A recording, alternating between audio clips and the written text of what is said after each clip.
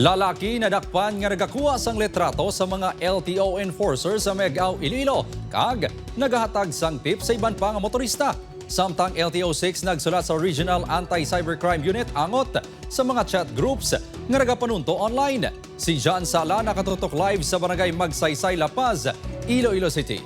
John.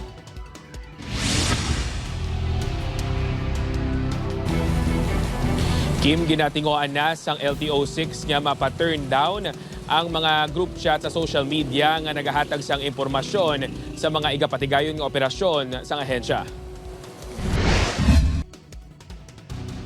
Dakop sa akto sa mga enforcers sa Land Transportation Office gimbalang isa ka lalaki nga nagkuha sang litrato sa mga personnel nga yara sa isa ka kalanaan sa banwa sang Miagao, Iloilo. Ini ang ginpadala sa lalaki sa isa ka chat group kag naghatag tip nga may operasyon ng LTO sa lugar. Tanawon mo daw gina divulge ang information no kung sa dinaton ng mga LTO personnel nag-ooperate no. So kumbaga as part of that pwede gisamal doon nga ka disrespectful. Nakilala man gilayon ang lalaki bangod yara lang ini sa lugar. Ginpablatter na sang LTO enforcer sa Miagao MPS ang insidente.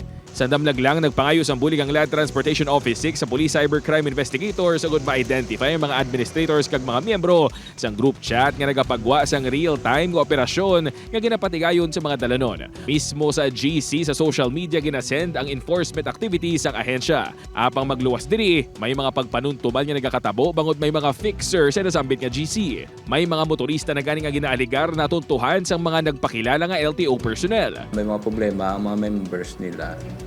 May mga problema like dakop, i-post nila ng TOP.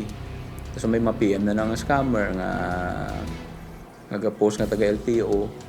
So ang iban, hindi man mapati. Ang iban ma-forget sa scam and then they will pay like 7,000 or 10,000. Nagahinyo ang LTO-6 sa PNP nga investigaran kag gilayon nga i-take down ang mga grupo kag pasakaan sa nagakaigong reklamo.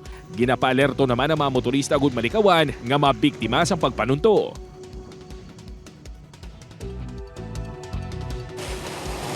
Kim, nagapanawagan naman ang LTO-6 sa mga posibleng mga nabiktima sa mga fixer nga bukas ng ila talatapon at talatapan para nga magbulig sa ila nga magpasaka sa reklamo. Kim? Madamong gid nga salamat, John Sala.